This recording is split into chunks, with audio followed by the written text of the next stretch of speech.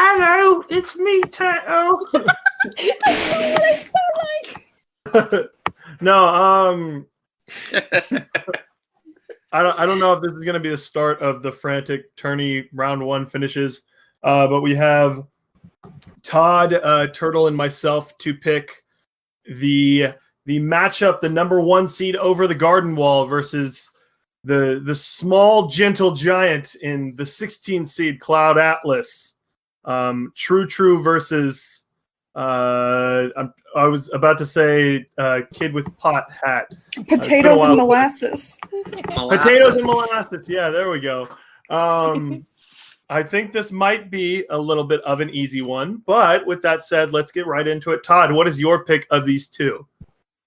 Potatoes and molasses. That's my pick. That song, just that. I love Over the Garden Wall. That's my pick. I think this one is super easy. So I love the animation. I love the story. I love that song. That's my favorite of the movies I've had to vote on so far. I loved it. That's my pick. Oh, nice. Turtle, what is going to be your pick? I think it's pretty clear, to be honest.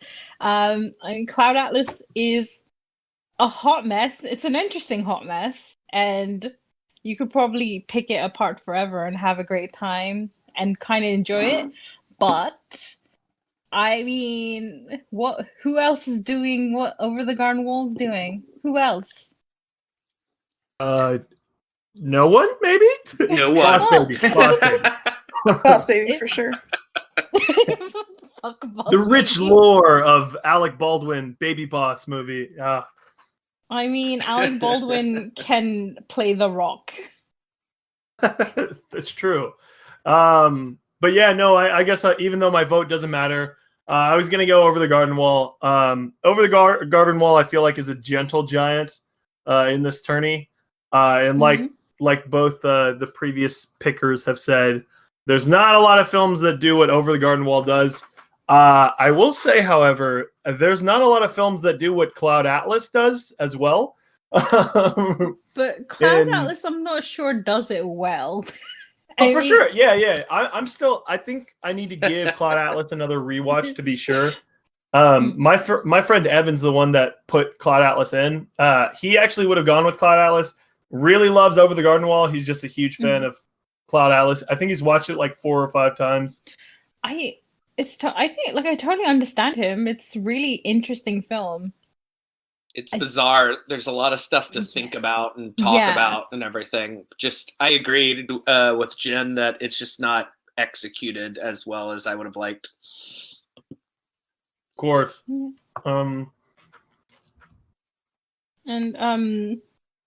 Sorry, what's that song? It's the Highwayman one. Actually forget that one. I'm sorry. It's been literally years. I'm probably gonna rewatch it for the next round, but like for this one, it was like light work for me. It was like even if I rewatch both these two, I'm still picking Over the Garden Wall. Yeah, totally get it. But we'll move on to the next pick. So moving on to the next matchup, we got Margot, Todd, and Jude ready to pick the 2 versus 15 seed Whiplash versus Raw. And I will let Jude go first. What is your pick, Jude? Well, I think Raw was the film I picked as like my host pick to go into the tournament. I think that's correct. So I'm gonna have to go for Raw. It is one of my favorite films ever. And yeah, just sign me up for that weird French shit. I'm gonna go for Raw. Yum. Yeah. More of that. Margot, what is going to be your pick for this matchup?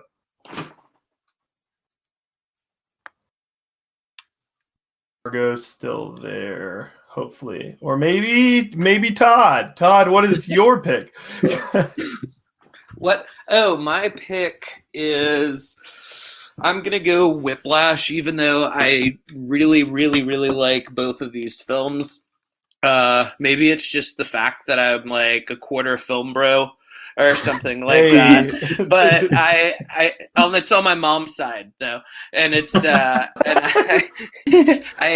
I think that's part of it. I remember the feeling of that movie, and it just hit me on a visceral level in a way that Rod did as well, but just a little bit more. So I'm with Whiplash. Nice. And then Margot, you are the decider here. Oh boy. I didn't really like Raw that much. Oh no! Sorry. I liked it more the second time I watched it, but not as much as I like Whiplash both times I watched that. So I gotta go with Whiplash. Nice. Then Whiplash, the 2 seed, moves on. Unfortunately, Jude's French film that could dismiss tonight in the first round. Yeah, definitely. Yeah. I'm still gonna watch it. Hopefully, maybe, fingers crossed. But yeah, we'll move on to the next pick. So moving on to the next matchup, we've picked up Blake and Theo, and we're going to be doing Arrival versus The Wind Rises. We got Villeneuve versus Miyazaki. Theo, I'll let you go first. Which of these two films are you going with? So this is really, really difficult for me because I actually personally enjoyed Arrival more. It ended up being one of those guilty pleasures. To me, it was like, oh, this feels a little bit like a guilty pleasure because I think Villeneuve is doing a lot of great things. It does feel a little messy, but I had a really good time. And The Wind Rises, I think it's like a very important film. It's like a very autobiographical for Miyazaki. Like, it's a very seminal work. Like, oh, this is clearly very important. I did find it a little dry, and I can't say I enjoyed it that much, which is unfortunate because I was actually very excited for it. So this is actually one of the hardest picks for me. And I think ultimately the one that is more important might be The Wind Rises. So that's my pick, but I don't feel very good about it. But then I think that makes these matchups interesting. Nice. All right, then Blake is up. What is going to be your pick, Blake, of the two? I like The Wind Rises a lot more than I thought I would, but it kind of lost me somewhere in the second half, and I kind of got lost whenever it became more fantastical. So for Arrival, Amy Adams' performance and the sound design and the score, and I didn't actually think it was that messy. I loved the way it was plotted, actually, so I have to go with Arrival pretty easily. Nice. Okay. So I get to be the tiebreaker, and as king of cartoons, but no, I'm gonna go with The Wind Rises. But with that being said, I really do love Arrival. I actually hated that these two matched up against each other because I don't think they're at all similar. And Arrival, for whatever reason, I don't know if it was that I was fresh off Prisoners and was really just amped for Denis Villeneuve to release more films. And I was like, wow, that was amazing. Like, that was really awesome. But it's like, oh, but that's come to be expected for Villeneuve. So maybe it was some of that going in. I actually do agree with Blake. I think it's a really well plotted film. It's just, for some reason, I don't get lost in Arrival. I've watched it twice. I rewatched it on DVD a little bit later. And I don't know what it is. Like, there's a ton there. I don't know if y'all have seen Contact, but it's very comparable to Contact. It's just like, oh, this is a really good sci-fi movie. Whereas I think some of his other works really stand out. Like, I think there's a lot more people. I don't know anyone that thinks Arrival is Villeneuve's best work, if that makes sense. Whereas I think a lot of people go to bat for Prisoner, Sicario, Blade Runner 2049, and even Encendies. But yeah, no, I really like the film, but Wind Rises for me is just a culmination of everything Miyazaki has done right in his career. It's one of those films that I think is highly important, mostly because I think scale-wise, The Wind Rises is like a Best Picture film, if that makes sense. So something like The King's Speech, I think it could slot right in and be a Best Picture nominee if it weren't animated. But unfortunately, there's that bias going against it. And I actually do understand where Blake's coming from with the more fantastical elements. That's what really sells me on the film. But I can understand how that's more of a deterrent because Blake don't love cartoons. Well, it's so hard because I this is possibly the hardest matchup for me and I just kind of left it to like, I think Villeneuve has so many great films, and he has so much ahead of him in his career. And to me, this is like Miyazaki's capstone.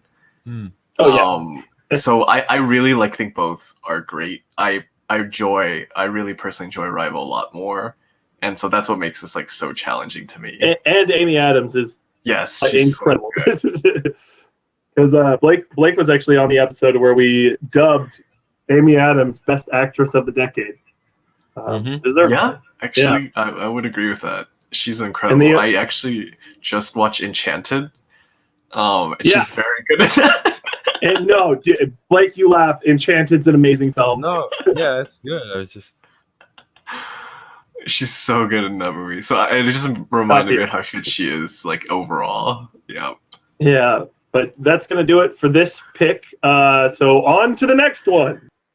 So continuing and finalizing almost the first round of the tourney, we have Theo, Lindsay, and Angelis here to pick Big Bad Fox and Other Tales versus Portrait of a Lady on Fire.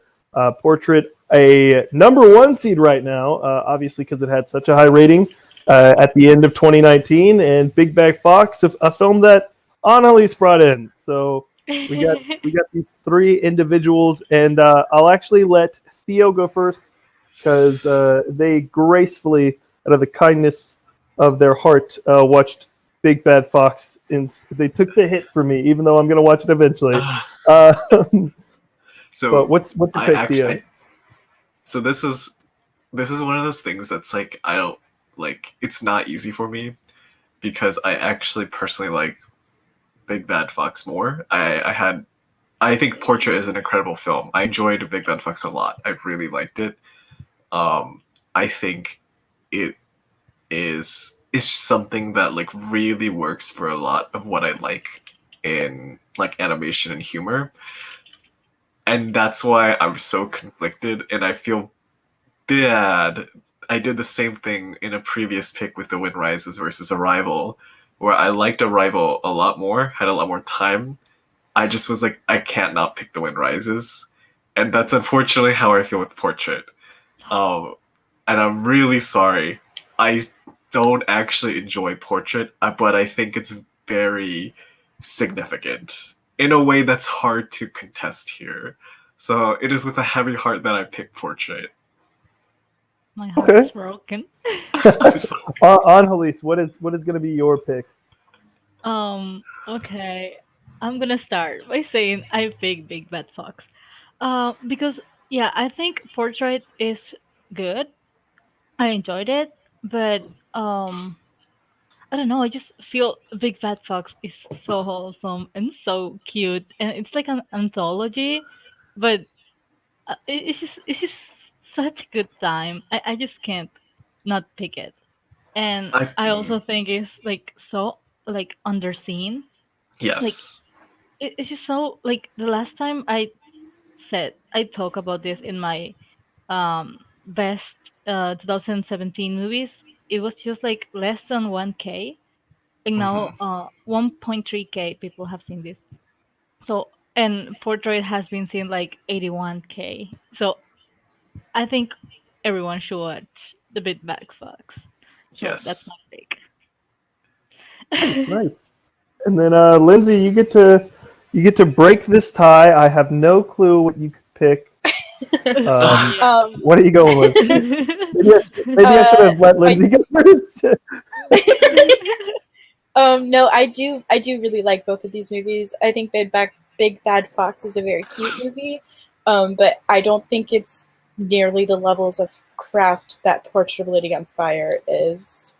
It's such an important film to me as a gay woman for it to exist as it does, and it's beautiful and amazing, and I love it so much. So, and I think it's just like a hugely important film. So I have to go with Portrait of a Lady on Fire. Then Portrait of a Lady on Fire moves on, and then one more pick. And go for it. Oh, sorry. I was just gonna say I think Angelis, we were actually very similar on this, and I think it's just like different perspectives. Because I was like, everything you're saying makes a lot of sense to me. like I know Portrait is way more better. Like it's such a better film compared to Big Bad Fox, but I just feel bad like not It's picking hard, it. It's hard not to pick it, if you brought it up. It's like I don't know. I know Portrait is way better, and I know like it has like um this such it lives to the hype. Mm-hmm. But yeah, I just can't. Yeah, it just makes me Animation. so happy just because there's so few good lesbian movies that when I saw Portrait, I was like, oh my god. But Big Bad Fox is very, very sweet, and I like it a lot. It just didn't touch me the way the Portrait did. Yeah, this matchup was like. This was a tough Dang. one, yeah. Yeah, it was tough. I was like, at first, I was like, how can I compare those two? But then I was like, oh, it's hard. Yes, right. All right, well, I think that's going to wrap it up for this pick. We have one more left, Mommy versus Long Days. So make sure to stay tuned because we're about to start season 2. Or not season 2. Sorry, round 2 Season of the 3. tourney. So that'll be fun. But see y'all.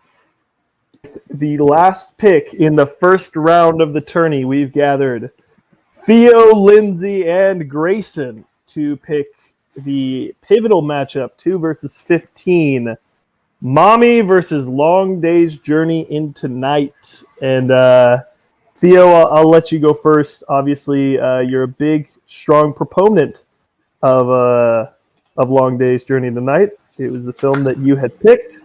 And yes. you hadn't seen Mommy before picking this, but you watched it. No, I haven't. So this is tough. Why not? I would say this isn't easy. Because since then I've seen Mommy, and I actually think it's very good. I very, very like it. I very much like it.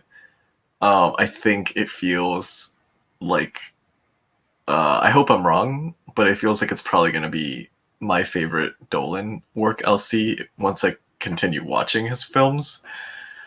And it's just to me it hits a lot of notes that I really like. It's kind of to me what feels like the epitome of what indie quirky can be and still be something I love.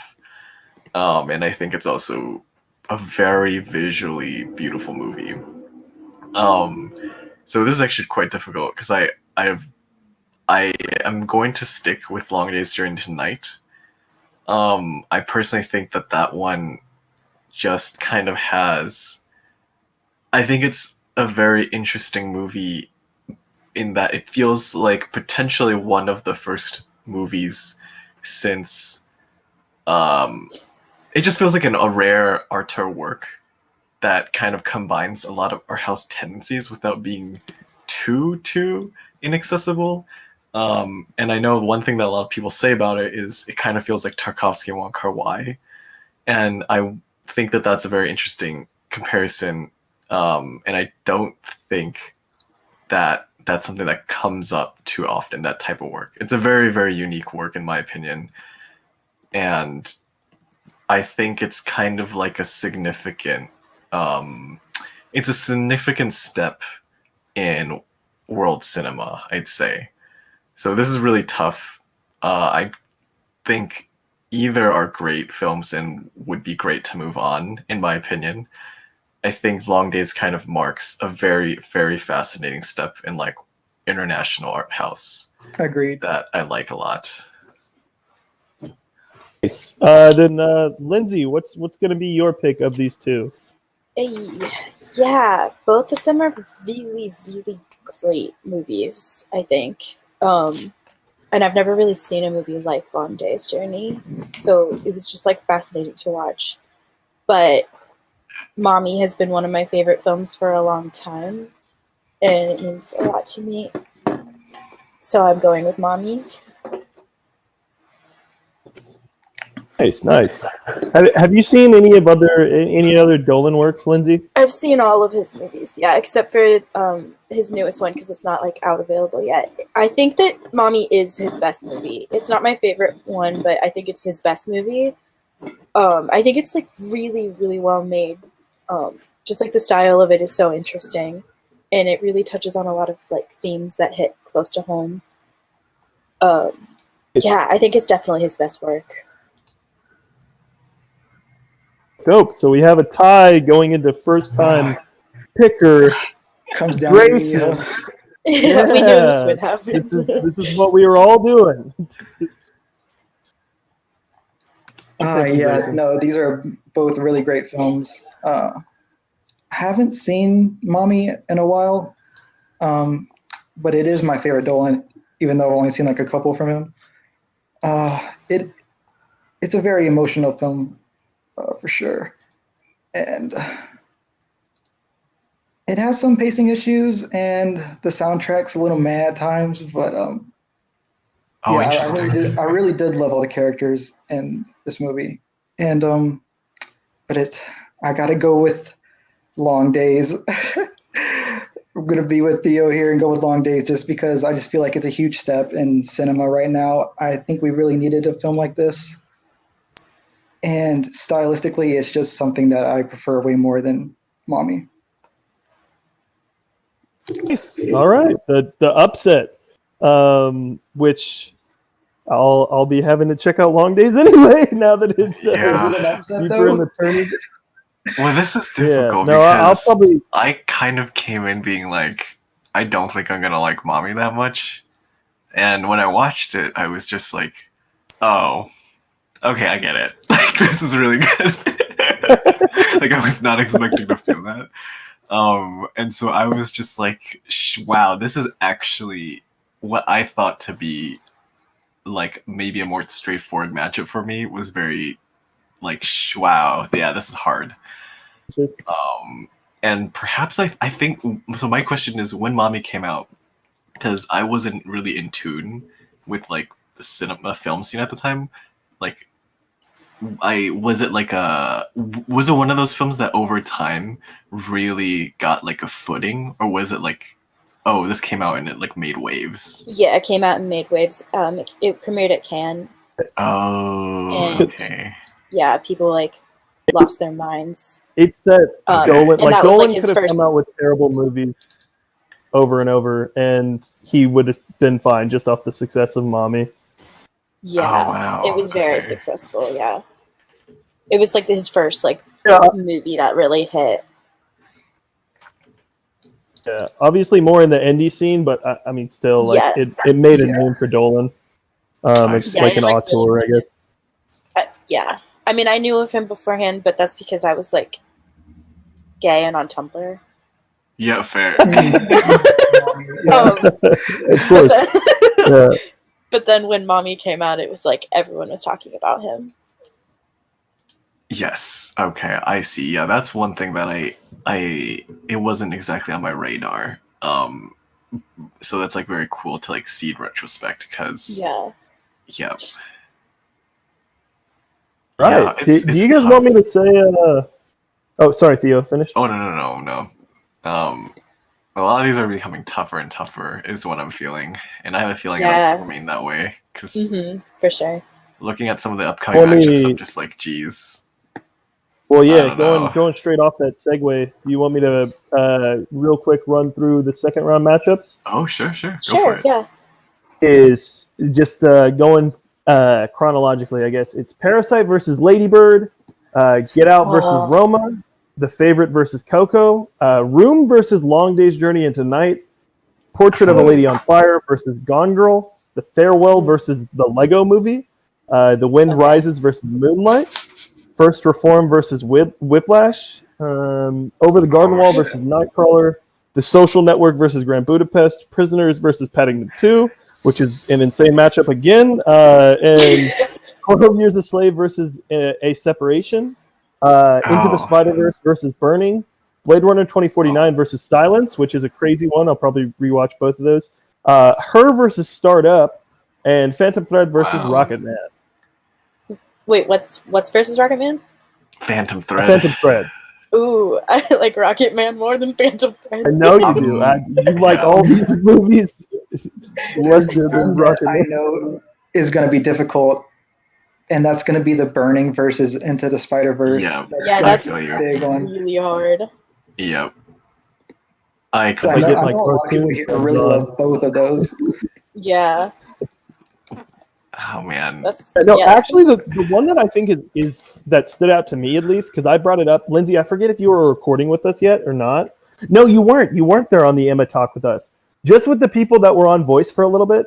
I'm not sure how Parasite versus Lady Bird is going to go. Oh, dude. That's such a hard. I mean, I love Lady Bird, but Yeah.